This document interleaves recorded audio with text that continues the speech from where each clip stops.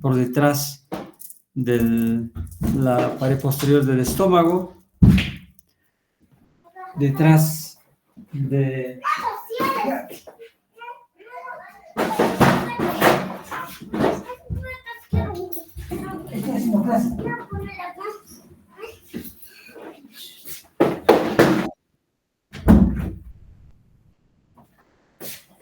Ya. Está bien la señal, ¿no? Ya.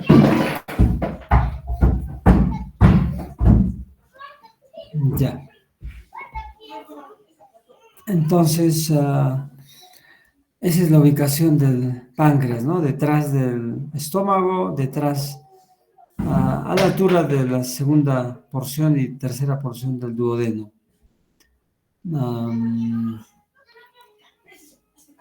Hay varias otras referencias anatómicas, ¿no? Que de repente se recuerda.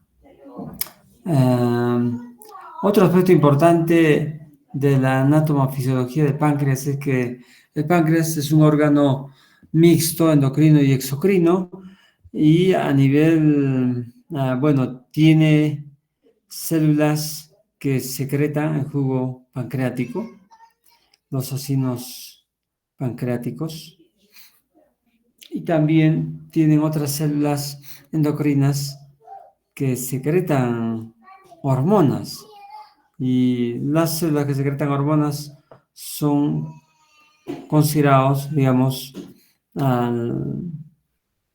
la parte del páncreas que tiene una función hormonal endocrina.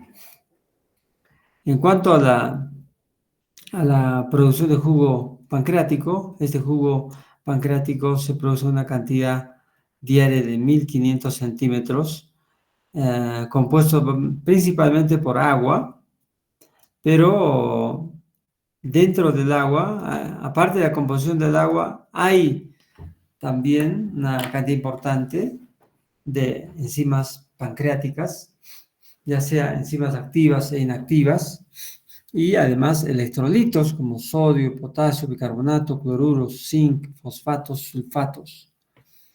Las enzimas pancreáticas, como deben recordarse, son importantes para la digestión para terminar la digestión de algunos carbohidratos, para realizar la digestión de las grasas y también para la digestión de las proteínas. Dentro de las enzimas activas se encuentran la amilasa, lipasa, las ribonucleasas, que son enzimas que no requieren activación previa y ya se secretan en forma activa. Y las enzimas inactivas son el tripsinógeno, quimotripsinógeno, proelastasas, etc. Pero la primera enzima inactiva que es activada por la presencia de alimentos en el lumen del duodeno es el tripsinógeno, ¿no? Que se activa a tripsina, ¿ya? Y la tripsina a su vez es el activador de las otras enzimas inactivas o de las otras proenzimas. La secreción de jugo pancreático es modulada por mecanismos nerviosos que tienen que ver con la inervación parasimpática y por mecanismos hormonales. Así, a través de los mecanismos nerviosos que estimulan la secreción pancreática, están dados por mediación de la acetilcolina, un neurotransmisor, ¿no? Que se libera en las vías parasimpáticas. Este neurotransmisor acetilcolina actúa principalmente a nivel de los acinos pancreáticos, mediados por calcio. Son calcio dependientes. La secreción del jugo pancreático mediado por acetilcolina o mediado neurológicamente por mecanismos nerviosos es mediado por calcio. Y la secreción de jugo pancreático mediado por la secretina, la secreción de del jugo pancreático mediado por mecanismos hormonales es mediado por la secretina.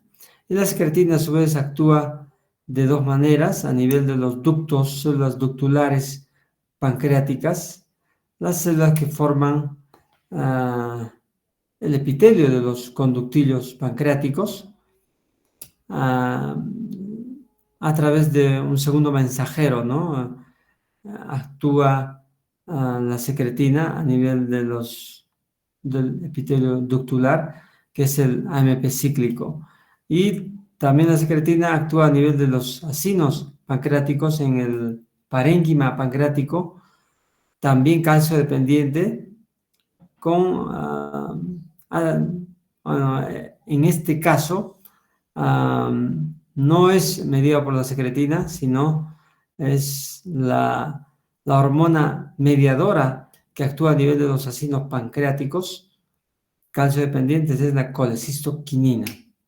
A nivel de los ductos o epitelio ductal pancreático, es la secretina, que estimula la secreción principalmente de bicarbonato, cloruros, y la colecistoquinina sí estimula la secreción de jugo pancreático, así como lo produce la acetilcolina mediado por a través del sistema nervioso parasimpático.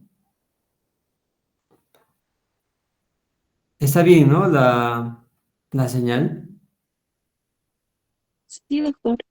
Bueno, ya hemos referido las definiciones de pancreatitis aguda, las definiciones conceptuales y las definiciones diagnósticas de pancreatitis aguda. Luego de definir la pancreatitis aguda, hay que saber clasificar la pancreatitis aguda. La pancreatitis aguda se clasifica de diversas maneras. Una de ellas atendiendo a la alteración anatómica que se produce luego de la inflamación de la pancreatitis aguda en dos tipos: una pancreatitis edematosa, donde solo hay acumulación, transsudación de líquido intersticial en el páncreas, que produce un agrandamiento de la glándula, nada más. Este tipo de pancreatitis es la más frecuente. Y el segundo tipo es una pancreatitis necrohemorrágica, donde se produce necrosis y hemorragias en el páncreas, felizmente menos frecuente. Son los dos tipos de pancreatitis según el compromiso anatómico. Ahora, esta clasificación anatómica se realiza gracias a la realización, se puede objetivar, evidenciar gracias a una tomografía, pero no es necesario hacer a todos los pacientes con pancreatitis tomografía, ¿no? Se les hace tomografía a los pacientes que tienen una mala evolución clínica, que tienen una respuesta inflamatoria sistémica persistente, que tienen ileo, que tienen dolor abdominal persistente. En esos casos se debe hacer una tomografía abdominal con contraste a las 72 horas, y a través de esta tomografía se puede constatar, ¿no?, las complicaciones locales asociados a cuadros de necrosis o hemorragias. ¿Da? Y una segunda clasificación, la clasificación etiológica, donde se puede clasificar en dos tipos: pancreatitis aguda por problemas directos en el páncreas, y esto está asociado a traumatismos, por ejemplo, o pancreatitis aguda por causas indirectas. En este caso, la más frecuente es la litiasis biliar, el alcohol, medicamentos y muchas otras causas. En general, sin considerar directas o indirectas, las causas más frecuentes, las etiologías más frecuentes son las litiasis biliares, las por consumo de alcohol y seguido de las otras causas en general. En este gráfico podemos ver ah, las dos causas más importantes, ¿no? De pancreatitis aguda. Una de ellas la asociada a cálculos y la otra asociada al alcohol.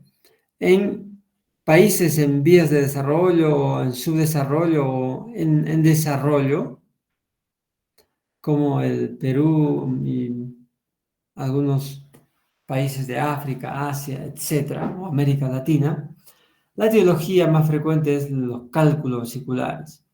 En muchos países europeos desarrollados, la causa más frecuente es el consumo de alcohol, más que la patología litiásica. Obviamente hay diferencias epidemiológicas, los porcentajes son variables, ¿no? De país a país. En el Perú es frecuente también la pancreatitis biliar, que se llama asociado a cálculos vesiculares. Y mucho menos frecuente son las otras causas que engloban una serie de causas desde consumo de medicamentos, desde asociados a procedimientos como la CEPRE o pancreatitis asociado a traumatismos, asociado a picadura de insectos, venenos, de repente hipertrigliceridemias, hipercalcemias, otras infecciones, el VIH incluso, pancreatitis autoinmunes, pancreatitis hereditarias, etcétera, etcétera. Hasta el cáncer pancreático es causa de pancreatitis aguda, pero eh, con un porcentaje de causalidad mínimo, ¿no? Muy ínfimo. Bueno, hablando de cómo se produce la pancreatitis aguda, básicamente hay teorías sobre la fisiopatología y cómo se produce la inflamación del páncreas. Estas teorías sobre todo se han desarrollado ah, a punto de partida de la principal etiología, que es la litiasis vesicular, ¿no? La litiasis biliar. Bueno, inicialmente se postulaba que había, ah, bueno, inicialmente se pensaba que como la vía biliar y el conducto pancreático desencadenan, bueno, confluyen en la parte distal cerca a la ampolla de Vater, en un segmento muy corto, confluyen tanto vía biliar y vía pancreática en un segmento común, que esta confluencia de ambas vías era importante, ¿no? Explicaba, digamos, el fenómeno de pancreatitis aguda, cualquier obstrucción, problema a este nivel, explicaba, ¿no? Una afectación tanto en los conductos biliares como en los conductos pancreáticos. Esa era la primera teoría ya por los años 1900. Posteriormente se postuló, ¿no? La teoría obstructiva que basaba su explicación sobre cómo se produce la inflamación del páncreas en una obstrucción a nivel del conducto pancreático o en una obstrucción a nivel del conducto pancreático que podría darse en cualquier tramo del conducto pancreático, incluso en el segmento común, ¿no? Común a ambos, a la vía biliar y a la vía pancreática, que es a nivel de la ampolla de Vater. Digamos, era una teoría un poco más amplia, que no solamente contemplaba el canal común, sino se extendía a todo el resto del conducto pancreático, conducto de Wilson, o sea, cualquier alteración a nivel del resto del conducto pancreático podría explicar también pancreatitis aguda, y tenía razón, ¿no? Que digamos, era una teoría algo más desarrollada y que explicaba muchos más casos de pancreatitis aguda, a diferencia de la teoría del canal común, que solo explicaba una pequeña, algún porcentaje de la pancreatitis aguda, ¿no? La tercera teoría explicaba, bueno, se conoce como teoría de reflujo y está asociado a que cualquier problema obstructivo a nivel del conducto pancreático en cualquiera de las vías, la obstrucción al libre flujo del conducto pancreático por cualquier índole, una obstrucción mínima que fuese, podía producir cierto reflujo de conducto pancreático. O sea, no era necesario que haya obstrucción, una obstrucción completa del conducto pancreático, solamente, digamos, una disminución del flujo que iba a producir aumento de la presión y reflujo del conducto pancreático hacia las células pancreáticas, y esto desencadenar un problema inflamatorio. Esta teoría de reflujo era una teoría que a su vez podía explicarse por las otras teorías, pero a su vez daba otro concepto, ¿no? De, digamos, la no necesidad de una obstrucción completa, ¿ya? Y introducía un concepto de flujo, ¿no? Y de hipertensión a nivel del conducto pancreático. Y explicaba a su vez otras causas, ampliaba la etiología de las causas de pancreatitis aguda. Y la cuarta causa, la cuarta teoría, que es la teoría que actualmente se maneja, que explicaría todo, digamos, todas las causas de pancreatitis aguda, no solamente biliar, sino de otras causas, es la teoría de localización o colocalización concurrente. Esta teoría se basa en una teoría a nivel celular, ¿no? A nivel del sino pancreático, a nivel de la célula pancreática, explicando que el problema no es necesario que, o sea, no solamente podría haber alguna alteración a nivel del canal común o a nivel de una obstrucción o a nivel o una alteración de reflujo o un aumento de presión a nivel de los conductos pancreáticos o reflujo, sino explicaba que la pancreatitis aguda se podía producir por alteraciones en el ambiente celular, en la célula pancreática, alteraciones en mediadores inflamatorios, en composición de iones, de tal forma que se producía una activación intracelular, intracinar de las enzimas pancreáticas asociados a elevación de calcio intracelular que producía, digamos, el efecto dañino de las enzimas pancreáticas dentro del páncreas, y este daño inicial era el mecanismo por el cual se producía toda la respuesta inflamatoria sistémica, ¿no? Y el cuadro clínico que se produce en la pancreatitis aguda. En el futuro seguramente habrán otras teorías mucho más elaboradas que puedan explicar mucho más cómo se produce la pancreatitis aguda. Pero esta es la teoría que se maneja, ¿no? Como la que explicaría casi todas las causas de pancreatitis aguda. Bueno,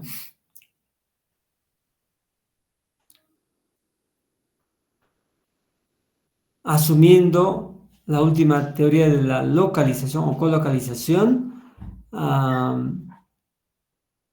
esta colocalización, digamos, esta activación temprana de proenzimas pancreáticas, activación de tripsinógeno en tripsina dentro del páncreas y a su vez activación de otras proenzimas, fosfolipasas, lecitinas, etc. En este caso, considerando la etiología biliar como causa de la pancreatitis aguda, el reflujo biliar produciría, ¿no? esta activación temprana de las enzimas pancreáticas, y luego de la activación pancreática, el daño directo de las enzimas pancreáticas en las células y la activación inflamatoria posterior. las enzimas pancreáticas activadas producen autodigestión del páncreas, ¿no? Porque ya se han activado dentro de los acinos pancreáticos y producen daño, ¿no? Tienen acción proteolítica, muchas de ellas, o degradación de grasa, degradación de las membranas celulares.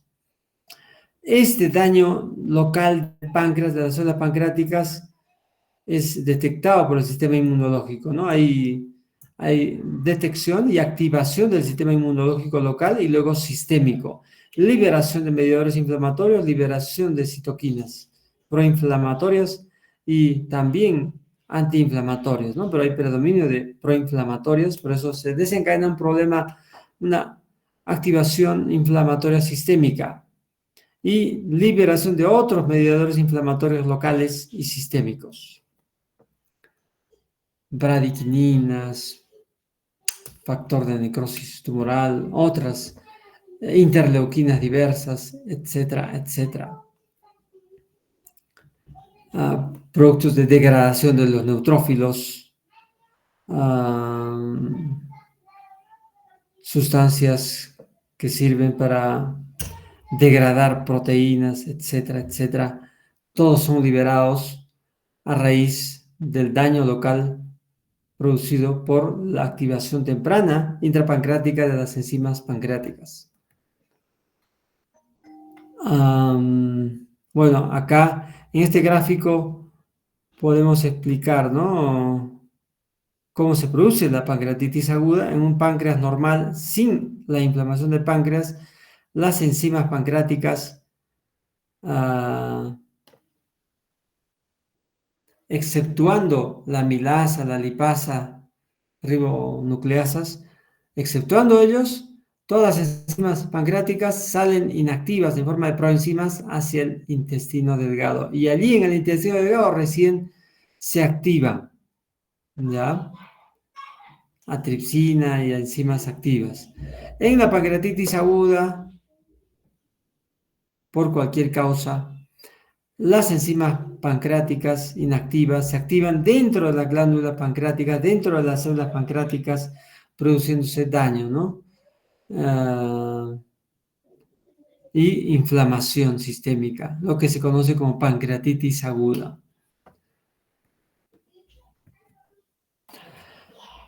Este es otro gráfico donde se puede diferenciar, ¿no?, un páncreas normal a la izquierda y un páncreas con pancreatitis aguda. En el páncreas normal, el tripsinógeno está inactivo, ¿no? No se inactiva o no se activa tripsina y por lo tanto no hay activación de otras enzimas. Y se libera las enzimas pancreáticas hacia los conductos pancreáticos en forma inactiva, exceptuando la aminasa lipasa que se liberan activas. En cambio, en la pancreatitis aguda, en la célula con pancreatitis aguda, hay una activación temprana dentro de la célula pancreática. La tripsina es activado por diversos mecanismos celulares donde donde se ha visto y se ha puesto en evidencia que hay elevación de calcio intracelular. Hay ciertas alteraciones celulares que median la activación temprana de tripsinógeno a tripsina y esta a su vez la activación de las otras proenzimas dentro del páncreas, y esto produce un daño local inicial en el páncreas y el fenómeno inflamatorio.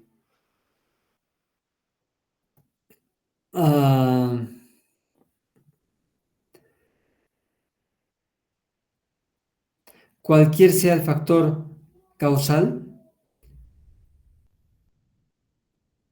la activación de las enzimas pancreáticas, de las proenzimas, es dentro del páncreas, ¿no?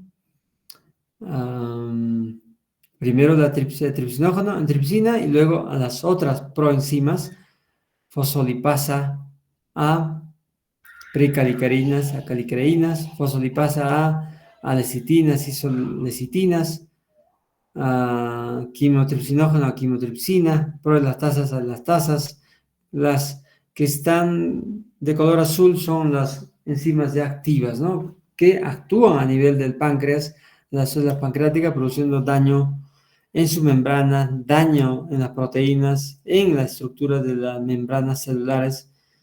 Y este daño que se produce en las células desencadena una respuesta inflamatoria sistémica. Y a su vez, el daño, por ejemplo, de la lecitina, lisolecitinas, se traduce en necrosis del páncreas. La activación, la acción de la caliquereína, cininógeno, quininas en el páncreas explica edema e inflamación.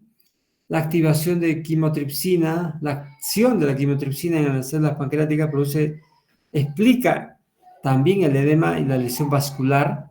La acción de la elastasa dentro del páncreas también explica la lesión vascular hemorrágica.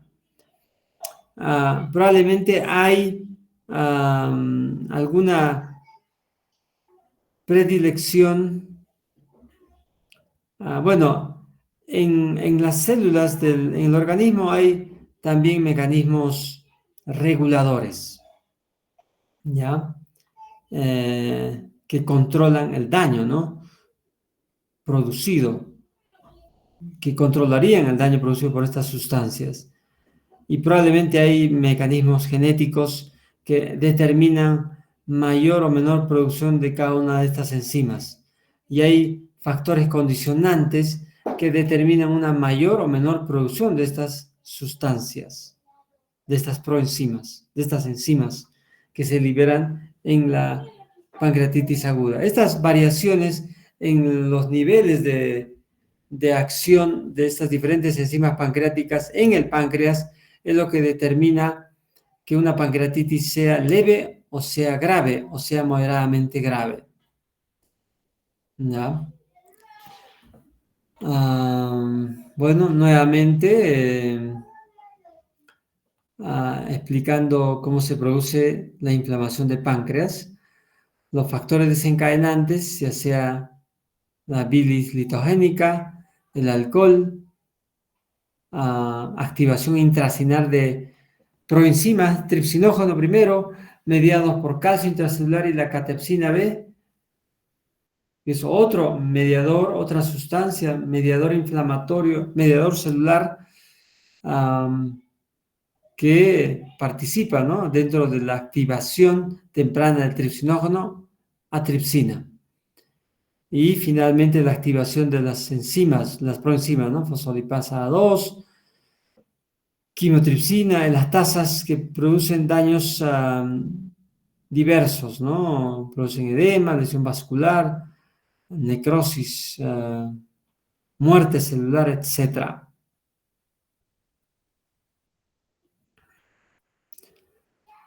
A su vez, estas proenzimas, este daño celular,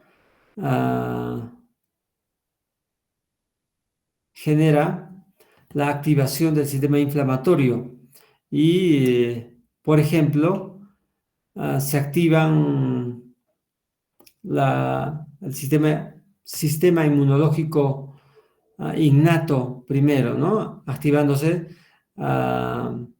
estimulándose la migración de polimorfos nucleares, macrófagos, posteriormente liberación de citoquinas, interleuquinas, migración de linfocitos, ¿no? Y después producción de interleuquinas y así activándose y ampliándose la respuesta inflamatoria sistémica. A su vez, las células proinflamatorias, mejor dicho, los polimorfos nucleares inicialmente agregados en el sitio del daño local, los macrófagos, las células en general del sistema inmunológico innato producen una serie de sustancias que sirven para defender a nuestro organismo, ¿no? Liberando sustancias tóxicas para nuestro propio organismo, como enzimas lipolíticas, proteolíticas, liberando sustancias oxidativas,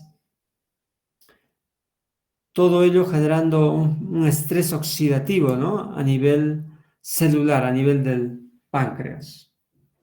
A su vez, estos mecanismos inflamatorios iniciales activan la respuesta, digamos, activan fenómenos de trombosis, condicionan, bueno, el daño local mismo del tejido, produce necrosis, hay hemorragia y a su vez se activan mecanismos protrombóticos, ¿no? O sea, tanto hemorragia como trombosis, fenómenos que favorecen hemorragias y trombosis se produce después de producir la pancreatitis aguda. Toda esta activación inflamatoria desencadena un síndrome, ¿no? Un síndrome final, un síndrome común en la práctica clínica, común a muchas enfermedades, que se denomina síndrome de respuesta inflamatoria sistémica, que deben saber bien, que está basado en la presencia de dos criterios por lo menos, ya sea alteración de frecuencia cardíaca, frecuencia respiratoria, recuento de leucocitosis o aumento de frecuencia respiratoria o aumento de temperatura, ¿no? Habíamos dicho que la injuria celular puede seguir dos vías.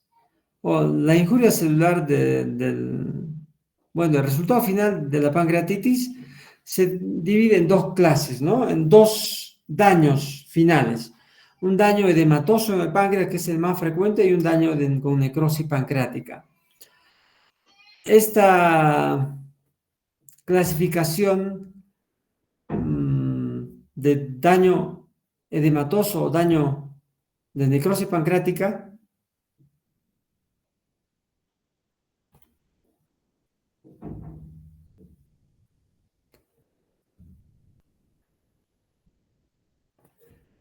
está dado porque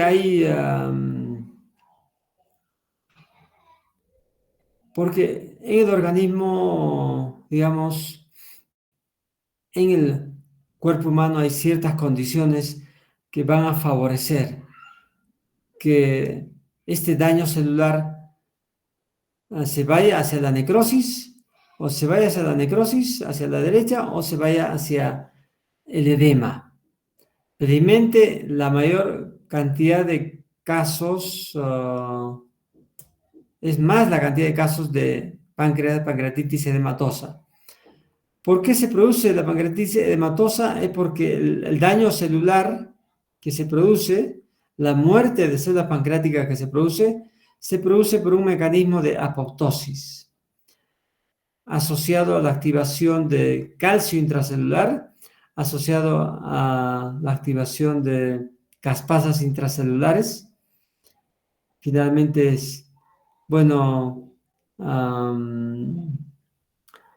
estimulación mitocondrial, ¿no? Que activa el proceso de apoptosis.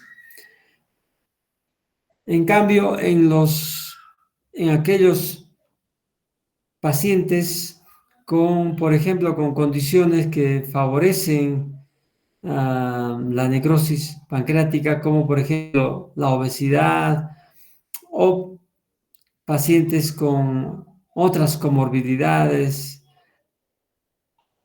con otras enfermedades, probablemente, o cierta alteración genética que predispone a la necrosis pancreática, el daño de la pancreatitis aguda va a tener predilección de realizarse por esta vía, por la vía de la necrosis, preferentemente. O sea, la muerte celular del tejido pancreático se va a realizar por necrosis en un grupo pequeño de pacientes que siguen la vía de los lisosomas, de activación de lisosomas, de activación de catepsina B y, bueno, activación de la el protripsinógeno, del tripsinógeno en tripsina, y este a su vez activando las otras proenzimas, pero esta vía celular de los lisosomas, cuando se activa, determina mayor grado de necrosis. Esa es la diferencia a nivel celular que explica, ¿no? Porque unos casos hacen pancreatitis edematosa y otros necrohemorrágicas. En cuanto al cuadro clínico, retomando a la idea, al concepto de cuadro clínico, la pancreatitis aguda produce un síntoma fundamental que siempre debe existir, que es el dolor abdominal, ¿no? Dolor abdominal agudo, intenso, en epigastrio, hipocondrio izquierdo, irradiación lumbar, dolor en banda también, asociado a otros síntomas, náuseas, vómitos, a veces fiebre y manifestaciones sistémicas, ¿no?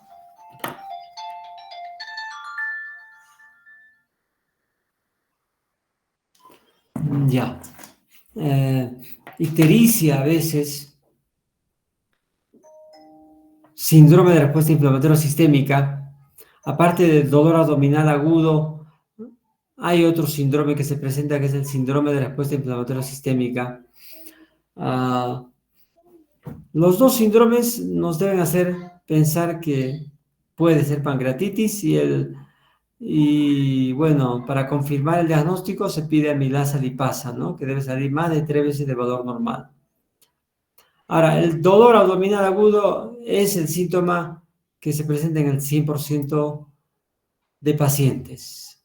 Sin embargo, en pacientes ancianos, los ancianos tienen mayor tolerancia al dolor y probablemente el dolor que pueden referir ellos es de menor intensidad, ¿no? Pero no porque sea menor dolor, no hay que prestarle atención, ¿no? No hay que sospechar de pancreatitis aguda. ¿Y por qué se produce dolor en la pancreatitis aguda? Por estiramiento de la cápsula pancreática, asociado a edema, asociado a acumulación de productos inflamatorios, por secreción de las granulaciones que produce los polimorfos nucleares, estimulación de terminales nerviosos, afectación en cierta manera de estructuras peritoneales, retroperitoneales, etc. En raras ocasiones se produce resistencia muscular, ¿no? En las pancreatitis agudas necrohemorrágicas graves, ¿no? Puede haber resistencia muscular.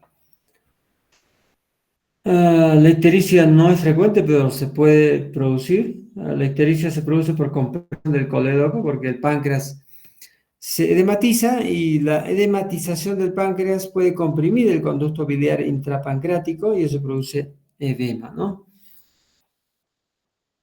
Aparte de que pueda haber un cálculo en el conducto biliar colédoco, ¿no? Además, como causa de la pancreatitis puede haber, no necesariamente tiene que haber siempre un cálculo. Otro signo, bueno, un signo importante, el signo de Great Turner y Cullen, ¿no?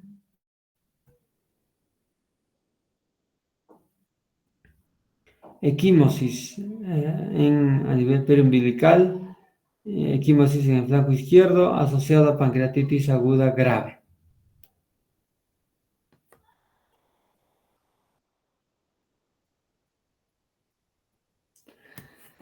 La pancreatitis aguda es una enfermedad sistémica, pero tiene un compromiso sistémico. A nivel pulmonar va a producir derrame pleural izquierdo, puede producir una insuficiencia respiratoria aguda, puede haber fenómenos de atelectasias, puede haber incluso neumonías y síndrome de distrés respiratorio agudo del adulto. Cuando se produce una insuficiencia respiratoria persistente que dura más de 48 horas, determinado con un PAFI menor de 250 a nivel de la altura, en nuestra altura, podemos decir que es una pancreatitis grave, ¿no? Que ha afectado a la función pulmonar. O también el compromiso puede ser a nivel renal, ¿no? Por muchos mecanismos, por hipovolemia, por aumento de la presión intraabdominal, se puede afectar la función renal, ¿no? Oliguria, anuria, y se evidencia con creatininas que se van a elevar más de 2 miligramos por decilitro. Y si es que esta elevación permanece más de 48 horas, también es un criterio para decir pancreatitis grave. También hay complicaciones hepáticas, la ictericia, podría haber insuficiencia hepática eventualmente, es raro en realidad. Puede haber complicaciones cardiovasculares como es la hipotensión arterial, ¿no? Shock, que sí es un criterio de severidad de gravedad cuando permanece más de 48 horas la hipotensión arterial.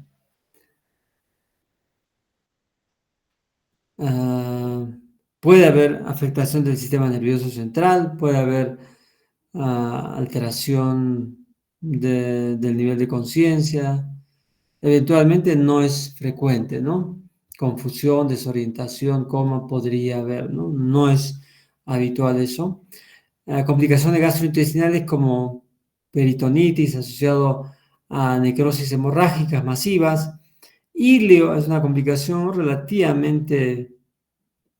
relativamente importante, no es frecuente, pero asociado a pancreatitis moderadamente graves o graves también, por parálisis localizada del intestino, ¿no? Alrededor de asas intestinales alrededor del páncreas. Puede haber también hemorragias digestivas, ¿no? Hemorragias digestivas, que cuando se presenta también es un criterio para decir en pancreatitis grave, ¿no? Se supone ha habido necrosis de páncreas que ha comprometido una arteria, un vaso importante de páncreas y que puede determinar en hemorragia digestiva. Complicaciones hematológicas como coagulación intravascular diseminada, trombosis, tromboembolismos también. Complicaciones metabólicas, hiperglicemias, diabetes mellitus debut, puede producirse por una pancreatitis aguda, hipocalcemias, etcétera, etcétera. Puede haber en acidosis metabólica, etcétera, puede haber en pancreatitis aguda. El diagnóstico de la pancreatitis aguda ya habíamos dicho que se fundamenta en el cuadro clínico típico de dolor abdominal y elevación de amilasa o lipasa más de 3 veces de valor normal. Este diagnóstico se realiza habitualmente en los primeros 2 días de enfermedad, 2-3 días máximo de enfermedad. Si la enfermedad de pancreatitis aguda va más allá, está en su evolución más allá de los 3-4 días, probablemente la amilasa y lipasa estén ya en valores de repente normales. Si hay sospecha de pancreatitis aguda por el dolor típico, se debe hacer el descarte ayudándonos ya no con las enzimas pancreáticas, sino con una imagen tomográfica, ¿no? Con tomografía abdominal con contraste que nos va a evidenciar edema del páncreas, ¿no? O necrosis del páncreas en algunos casos. Hay unos scores pronósticos que antiguamente se utilizaban con frecuencia. Se utilizaban el score de Ramson, de emergencia, y el Ramson a las 48 horas, que eran son una serie de parámetros clínicos que nos indicaban qué casos de pancreatitis iban a un cuadro de gravedad o qué casos no iban a un cuadro de gravedad, nos pronosticaba. Igual el Apache 2, que aún se usa en UCI para monitoreo de sus pacientes críticos, utilizando varios análisis, parámetros fisiológicos, exámenes de laboratorio, sirve, ¿no? Para hacer un pronóstico de la pancreatitis. Esos criterios pronósticos no solo sirven para pronosticar cuál va a ser leve, cuál va a ser grave, sino también sirve para pronosticar qué casos van a tener complicaciones, en qué casos, digamos, en qué casos están asociados a una mayor mortalidad o menor mortalidad. Igual a esto, a los anteriores es el score de BISAP, ¿no? Que también tiene la misma utilidad como pronóstico de gravedad y como pronóstico de complicaciones de mortalidad por pancreatitis aguda. Y hay otros criterios de gravedad, criterios de severidad que he dicho, la presencia, el descarte o la confirmación de disfunciones orgánicas persistentes más de 48 horas. O sea, determinar si hay insuficiencia respiratoria aguda más de 48 horas, insuficiencia renal más de 48 horas, o insuficiencia circulatoria o hipotensión o shock más de 48 horas, nos determina pancreatitis aguda grave. ¿No? Acá está un gráfico donde vemos el score de Ramson, ¿no? Hay que diferenciar que el score de Ramson hay para los dos tipos de pancreatitis más importantes, ¿no? Los asociados al alcohol y los asociados a problemas biliares. Los parámetros del score de Ramson es la edad, el recuento de leucocitos en sangre, el LDH, la estato-deshidrogenasa, niveles elevados, obviamente, TGO, niveles elevados de TGO, o AST, niveles elevados de glicemia. Si hay tres parámetros alterados, nos indican alto riesgo de severidad y alto riesgo de complicaciones o mortalidad. Cuanto más puntaje se tenga, más la probabilidad de mortalidad de complicaciones sube, ¿no? Eso es en admisión. Y a las 48 horas otros parámetros, ¿no? Caída del hematocrito más de 10%, aumento de nitrógeno en sangre, más de 5 miligramos, descenso de calcio, hipocalcemia menos de 8 miligramos, hipoxemia menos de 60 milímetros de mercurio en sangre arterial, déficit de base de más de 4 miliequivalentes por litro, pérdida de líquidos más de 6 litros en el caso de etiologías alcohólicas. Igual, al final, más de 3 puntos estaban asociados a alto riesgo de complicaciones. ¿Ya? Cuanto más puntaje, mayor riesgo. El score de BISAP, que evalúa el nitrógeno ureico sanguíneo, de B, la I de alteración de estado mental, la S de respuesta inflamatoria sistémica, la A de edad y la P de derrame pleural. Tres parámetros alterados, tres variables alteradas, estaban asociados a alto riesgo de mortalidad y alta probabilidad de pancreatitis grave. El score de BISAF, mejor dicho, el score de Apache, que evalúa temperatura, frecuencia cardíaca, presión arterial, frecuencia respiratoria, FiO2, pH arterial, sodio, potasio, creatinina, hematocrito, etcétera, etcétera. Cada uno tiene un puntaje, ¿no? De acuerdo a si los valores están muy elevados o muy encima del nivel normal o muy por debajo del nivel del mar, mejor dicho, muy por debajo de los niveles normales, para puntuar, ¿no? De 0, 1, 2, 3 puntos. Al final, más de 8 puntos están asociados, se consideran asociados a pancreatitis, a mayor probabilidad de pancreatitis grave y por lo tanto mayor probabilidad de complicaciones o mortalidad. Cuanto más puntaje se tiene del Apache 2, mayor aumentaba la posibilidad también de complicaciones, de mortalidad y de gravedad, obviamente. El segundo tema es la pancreatitis crónica, es una enfermedad inflamatoria crónica del páncreas, poco frecuente felizmente. Existe dos tipos de pancreatitis crónica, la calcificante y la obstructiva. La calcificante asociada al consumo crónico de alcohol, la hiperlipidemia, causas nutricionales, hereditaria, idiopática, etc. La pancreatitis obstructiva asociada a obstrucciones, malformaciones congénitas del páncreas, neoplasia de páncreas o neoplasias de otros órganos adyacentes al páncreas, estenosis de conducto pancreático, etc.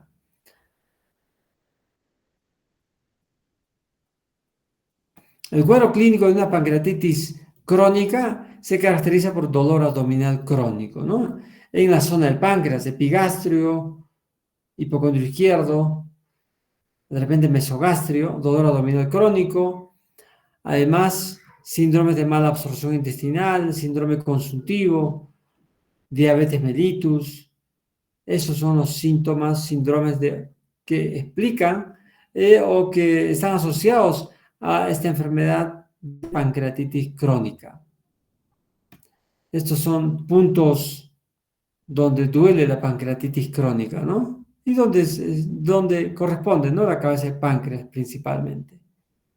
Punto PP, que está por el hipocondrio derecho, corresponde a la cabeza de páncreas, y la zona ZPC también, ¿no? Corresponde a la cabeza de páncreas, pero también puede, el páncreas no solo es la cabeza de páncreas, también es cuerpo y cola, ¿no? Esta es una imagen tomográfica del páncreas.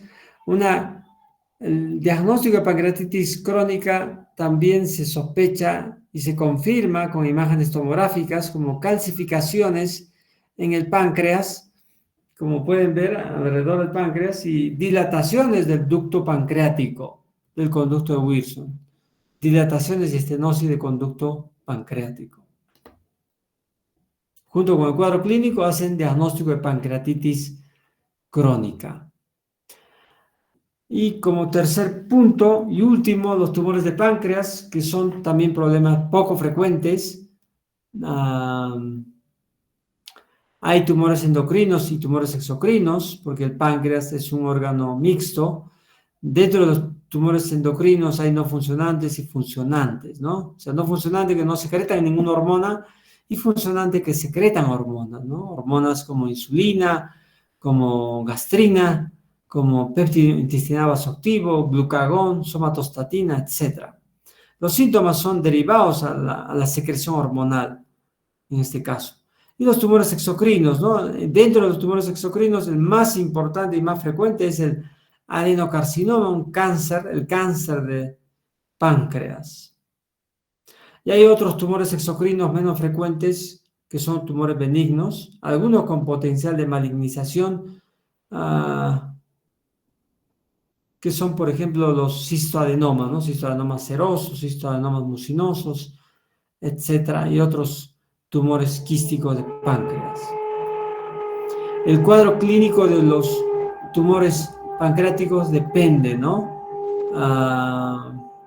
Pero sobre todo, el cuadro clínico del cáncer de páncreas se caracteriza por dolor abdominal crónico, por un síndrome ictérico colestásico, porque hay obstrucción biliar, colestasis, prurito, ictericia, síndrome consultivo, baja de peso significativo, diabetes mellitus también, el signo de Courvoisier-Terrier también, una vesícula palpable indolora, también es otro síndrome por el cual se producen los cánceres de páncreas. Bueno, el cáncer de páncreas, sobre todo el adenocarcinoma, es un tumor maligno de mal pronóstico. Desde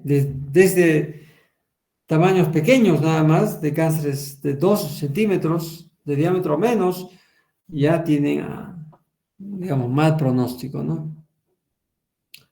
El diagnóstico se basa con los síntomas, pero hay que buscar, ¿no? Los tumores de páncreas con imágenes tomográficas, con contraste, con imágenes de resonancia magnética, cuando de repente hay un dolor abdominal crónico, cuando hay antecedentes genéticos de primer grado de cáncer, o cuando hay hábitos que pueden favorecer cáncer de páncreas, como consumo crónico de tabaco, consumo crónico de alcohol, también puede favorecer páncreas, cáncer de páncreas. Bueno, eso es todo. No sé si tienen alguna pregunta. ¿Alguna pregunta?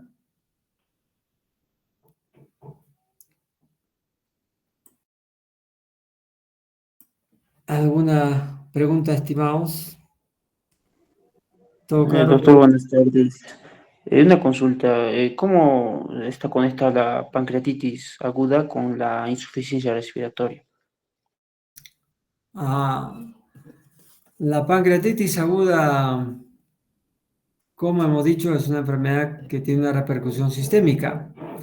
Eh, Hay muchas enzimas que pueden llegar hasta los alveolos y producir daño alveolar. Bueno, además de que la propia respuesta inflamatoria sistémica puede producir una respuesta inflamatoria sistémica, ¿no? A distancia. Pero también se explica porque enzimas pancreáticas circulan en la sangre y pueden llegar hasta los alveolos, ¿no? Y producir daño alveolar y eso producir una enfermedad, ¿no? Una insuficiencia respiratoria aguda. Felizmente no es frecuente, ¿no? Es menos frecuente, pero algunos grupos de pacientes pueden hacer esta enfermedad, este daño, ¿no? Esta insuficiencia respiratoria. De repente obesos, de repente con antecedentes de otras comorbilidades, hipertensos, diabéticos, podrían hacer estas complicaciones.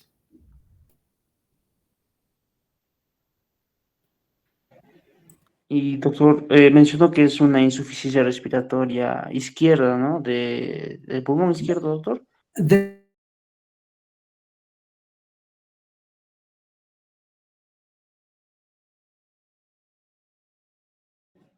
Doctor, no se le escucha. ya. No necesariamente el derrame pleural izquierdo produce insuficiencia respiratoria aguda. Si produce es temporal. La insuficiencia respiratoria aguda que requiere de repente a veces incluso ventilación mecánica, manejo en UCI, son el distrés respiratorio del adulto, el daño alveolar, ¿no?